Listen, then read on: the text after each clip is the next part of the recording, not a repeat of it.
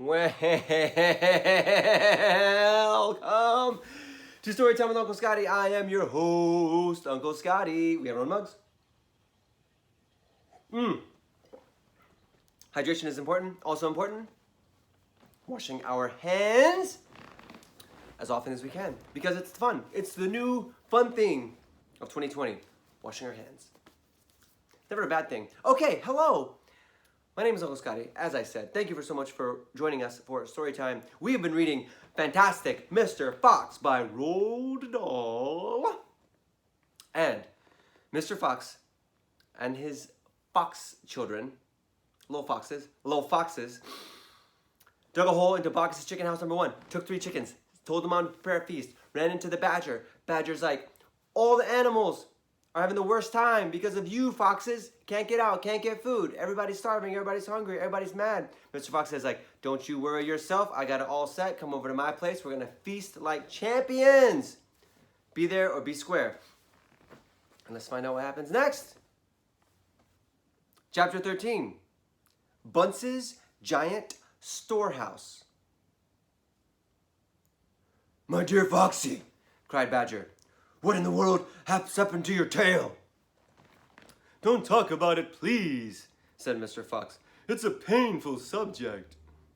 They were digging the new tunnel. They dug on in silence.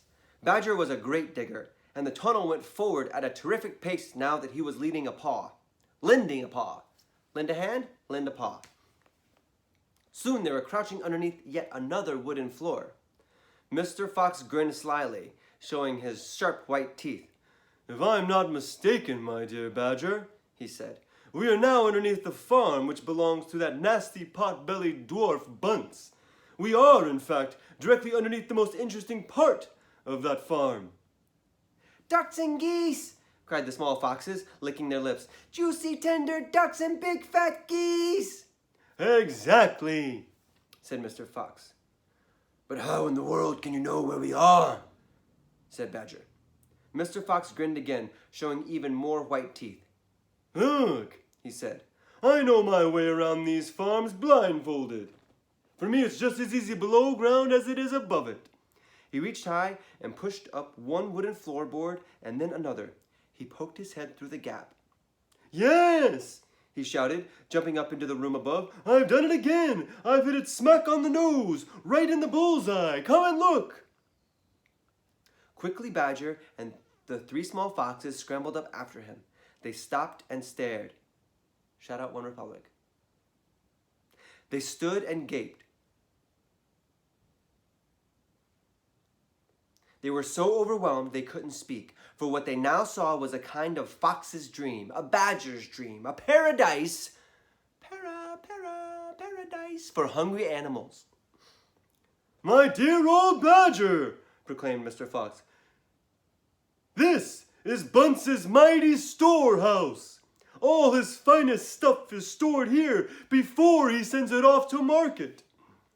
Against all 4 walls of the great room, stacked in cupboards and piled upon shelves reaching from floor to ceiling, were thousands and thousands of the finest and fattest ducks and geese plucked and ready for roasting.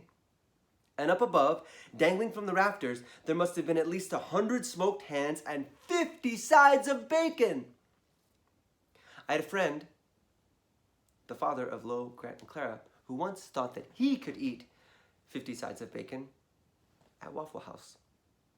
I'll have to ask him how that went. 50 sides of bacon!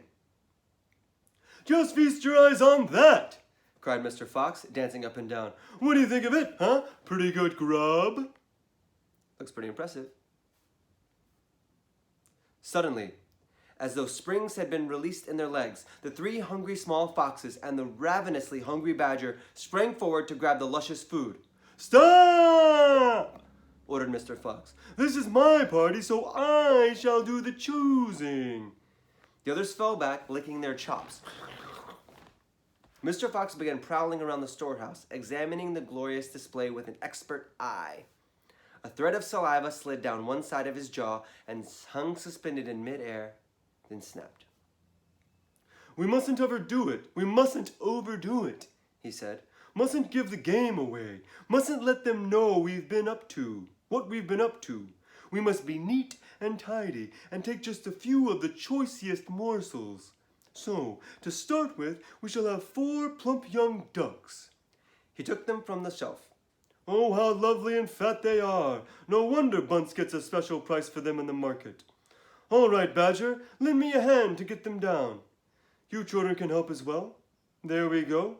Goodness me, look at your mouths. Look how they're watering. And now, I think we better have a few geese. 3 will be quite enough. We'll take the biggest. Oh my, you've never seen a finer geese than these in a king's kitchen. Gently does it, that's the way. And what about a couple of nice smoked hams? I adore smoked ham, don't you, Badger? Fetch me that step ladder, will you please?"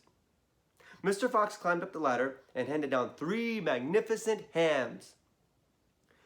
"And you like bacon, Badger?" "I'm mad about bacon," cried Badger, dancing with excitement. "Let's have a side of bacon, that big one up there." "And carrots, Dad," said the smallest of the small foxes. "We must take some of those carrots." "Don't be a twerp," said Mr. Fox. "You know we never eat things like that." "It's not for us, Dad. It's for the rabbits. They can only eat vegetables." "My goodness, you're right," cried Mr. Fox. "What a thoughtful little fellow you are. Take 10 bunches of carrots." Soon, all this lovely loot was lying in a neat heap upon the floor. A lot of alliteration in this chapter, but that's good. Lovely loot lying in a neat heap. The small foxes crouched close, their noses twitching, their eyes shining like stars. A lot of alliteration in that sentence, y'all. Let's look at it again. Soon, all this lovely loot was lying in a neat heap upon the floor. The small foxes crouched close, their noses twitching, their eyes shining like stars. There's some other literary devices in that sentence too, but we'll save those for another day. "And now," said Mr. Fox, "we shall have to borrow from our friend Bunce 2 of those useful push carts over in the corner." He and Badger fetched the push carts, and the ducks and geese and ham and bacon were loaded onto them. Quickly, the push carts were lowered through the hole in the floor. The animals are very crafty. The animals slid down after them. Back in the tunnel, Mr. Fox again pulled the floorboards very carefully into place so that no one could see that they had been moved. "My darlings," he said, pointing to 2 of the 3 small foxes. "Take a cart each and run back as fast as you can to your mother. Give her my love, and tell her we are having guests over for dinner. The badger, the moles, the rabbits, and the weasels. Tell her it must truly be a great feast. And tell her the rest of us will be home just as soon as we've done one more little job." "Yes, Dad, right away, Dad, yes, Dad." And they answered, and they grabbed a trolley each and went rushing off down the tunnel. And we will find out what happens next time on Storytime with Uncle Scotty. What do you think is going to happen? I have a sense of what they might try, what they're going to try, but we'll see. We have our own mugs in the meantime. Alliteration.